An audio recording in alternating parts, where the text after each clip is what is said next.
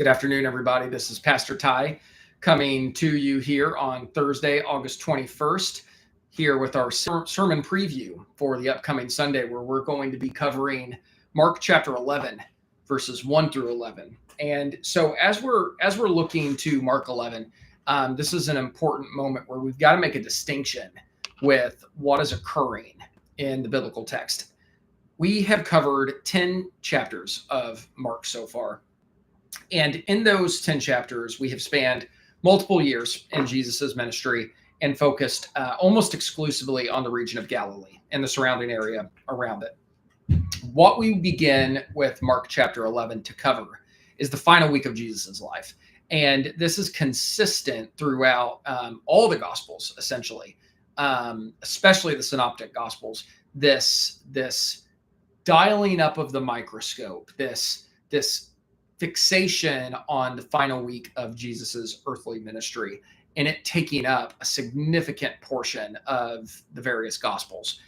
It speaks to us about the essential and immeasurably significant realities therein. And so as we turn to Mark chapter 11, we recognize that the atmosphere has changed. We are dealing with an intensification of Christ's ministry, and we would be right to recognize that. And so as I get going, I thought that was an important table setting piece for us, which, if I do my job well on Sunday, will come out at the beginning of the sermon. So without further ado, I'm going to do what I always do, and I'm going to read for you the text that we're going to cover on Sunday. So here we go, Mark chapter 11, verses 1 through 11. As they approached Jerusalem and came to Bethphage and Bethany at the Mount of Olives, Jesus sent two of his disciples, saying to them, "Go to the village ahead of you, and just as you enter it, you will find a colt tied there, which no one has ever ridden. Untie it and bring it here. If anyone asks you, 'Why are you doing this?' say, 'The Lord needs it, and we'll send it back to you here shortly.'" They went and found a colt outside in the street, tied at a doorway. As they untied it, some people standing there asked, "What are you doing, untying that colt?" They answered as Jesus had told them to, and the people let them go. When they brought the colt to Jesus and threw their cloaks over it, he sat on it. Many people spread their cloaks on the road, while others spread branches they had cut in the fields. Those who went ahead and those who followed shouted, "Hosanna! Blessed is he who comes in the name of the Lord. Blessed is the coming kingdom of our father David. Hosanna in the highest heaven." Jesus entered Jerusalem and went into the temple courts. He looked around at everything, but since it was already late, he went out to Bethany with the 12.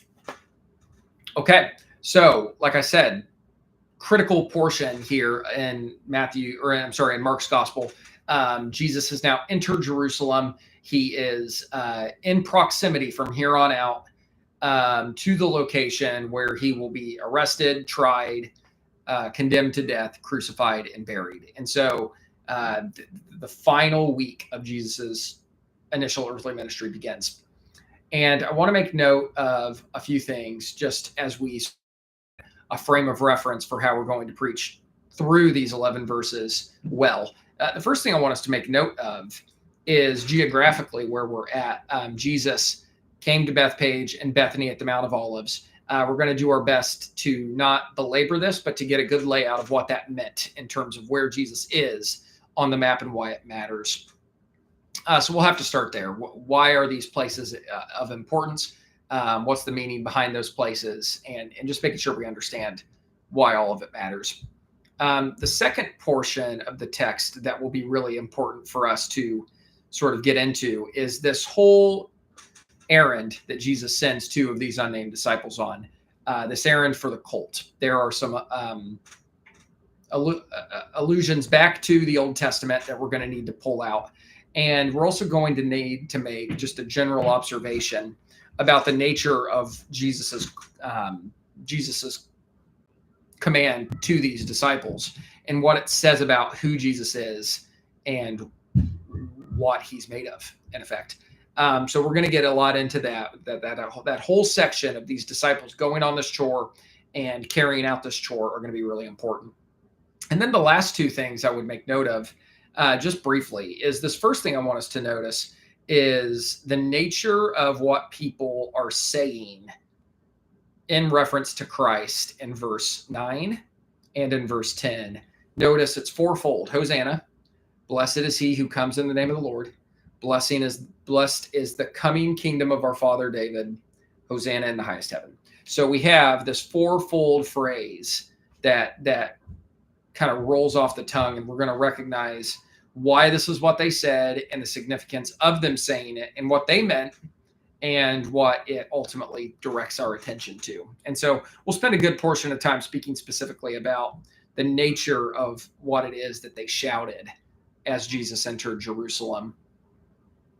And then finally, and perhaps this is the portion of the sermon that I think will be most important for us to really take note of, because it's a bridge to what we'll cover next week, that when Jesus enters Jerusalem, he goes directly to the temple courts and has a good look-see at everything going on in the temple. But we're told that it's already late. And so Jesus retreats from the temple back to Bethany with his disciples. And so we're going to want to notice and really set up well just how pregnant with meaning that final verse is, that 11th verse. This idea that Jesus has gotten to the temple, looks around, sees what is happening, and thinks to leave, even though he's seen something. And I don't know if this has ever happened to you, but when you see something and you know it's significant, you know it's something that needs to be addressed, you know that it's something of significant import, but you wait. And what that means and why this is relevant. And so those are the four main things I want us to get ready for as it pertains to Sunday's sermon: where Jesus is and why these places matter, this errand that Jesus sends his disciples on, the fourfold expression that the crowd gives as Jesus enters Jerusalem in a particular manner for a particular purpose, and then finally Jesus's observations and what it will mean for future studies of the rest of Mark 11. So anyway, hope you all have a great end of the week. I can't wait for Sunday. It'll be another wonderful opportunity to study and proclaim the good news of Jesus Christ together. And we're just getting started. I know that's crazy as we enter into the 11th chapter of Mark, but in many ways, we really are just getting going. And so it'll be great to see so many of you on Sunday. And I pray that God's presence and spirit is heavy upon you, and that between now and then you experience the reality and love of God in a very real way, and that we will experience all that together on Sunday. So between now and then, God bless you, and we'll see y'all soon.